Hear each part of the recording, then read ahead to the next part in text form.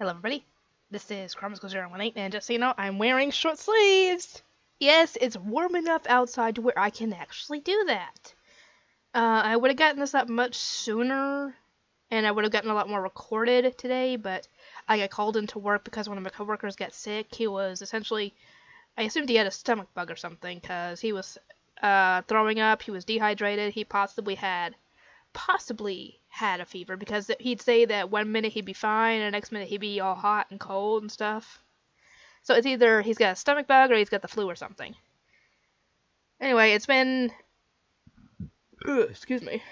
I got done about 3:30. Sorry. I went and got myself some food. It took me a while to get to where the food was because of the freaking traffic, because by the time I got done and tried to cross the street, essentially everybody and their mother was driving down the street, so I had to wait for like 13 minutes just to get to where I had to go. And I came home, ate, checked things on my YouTube page, stuff like that. And yeah, I decided to go on ahead and upload some videos. I went on ahead and downloaded screen images for my thumbnails for the rest of the videos for 7 Deadly Sins. So I've gotten from episodes 16 to the finale for season 2. I just gotta make the thumbnails for them, obviously. Anyway, this is going to be my thoughts for 7 Deadly Sins Season 2, Episode 16. No, 15, I'm sorry. 15, not 16. That's next video. Anyway, I'm gonna try and get this video done quick, because I don't know how long I'm gonna have before the boys get home. Anyway, we find out from Matrona, because we're talking with Deanne and Matrona for a bit, that day that we thought Matrona had died, one of the humans that Deanne had spared in one of the previous battles had come to her aid and saved her, and essentially had to amputate her leg in order to save her, because it would have killed her. And correct me if I'm wrong on this one, guys, either she married the human or is just coexisting with the human that saved her and his children. I don't know. Just let me know which one is actually right, because I don't think they really specified on that. Anyway, yeah. She's been essentially living this whole time, with... dang it, I just watched the stinking scene, and I've forgotten his name already. The human that saved her and his children this whole time.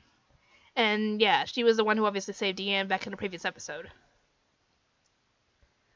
Anyway, while they're out and about, Matrona has her working on becoming a really good dancer, dancing with nature, being in tune with nature while you dance and stuff, and Deanne actually manages to get this, at least for a little bit, before the guy's kids were attacked by a demon, and I don't know if they either got sick because of the demon, or they got hurt, or both, I don't know which.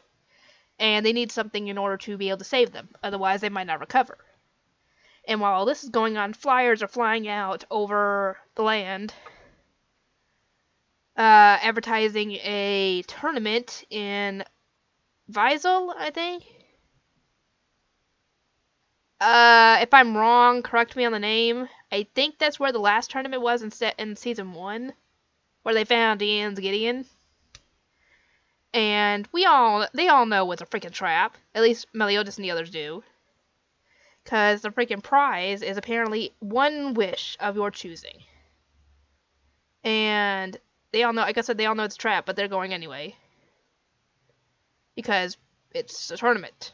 Despite it being a trap, they still want to be able to participate in the tournament. And when Matrona finds the flyer, she decides to go there in order to be able to try and get the one wish to save the kids. Deanne obviously goes with her.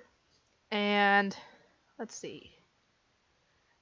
We come across the whole when Dreyfus got captured, and almost said kidnapped, but yeah, he's a bad guy. He was being kept like in an anti-demon chamber to where it has perfect cube cast around it, and I think the king's brother and I don't remember the other guy's relation. I essentially cast a spell on him in order to make him see all the souls of all the people that he killed. And thanks to that weird multi-faced demon. I don't remember the name of it is, but I think it's the demon of pacifism. He managed to sneak in and free Dreyfus, and apparently if you engage in murder in front of that demon, you essentially pay with the commandment. And yeah, we find out later what happens to the person that does break that commandment. And they escape, and they actually reveal that Dreyfus is actually a substitute because the real one he's substituting for is missing and apparently fell victim to his own commandment, and as a result lost memory of who he was and all emotion. I actually know who it is, and he actually reveals that it is Gother. Yeah, take that in, Gother. The goat sin of lust is a commandment. Bear in mind, however, that when in a previous episode where Merlin had cast absolute cancel on him, he returned to his original form, and I say original form, which was a doll. So it isn't really Gother. It's, like I said before, Gother is more like a puppet on strings. The person pulling the puppet strings is the actual Gother. As for where he is, we don't know. We don't exactly know where he is. From what I've read, it's like in a prison of some sort. I don't know where. Demon world, human world, something. Anyway, yeah, he's locked up somewhere. I don't know the reason why, but that's all we know at the moment, is he's somewhere that the other commandments cannot find him. And like Dreyfus said, the guy can't remember a single thing, so thus Gother, our Gother, does not know either. Unless that's what they were told, in which case he might actually remember who he is. But I still don't know if Gother knows, because just because he's controlling the puppet does not mean that the puppet knows everything that he knows. Anyway, let's see. Escanor and the others have one last delivery to make as a bartender.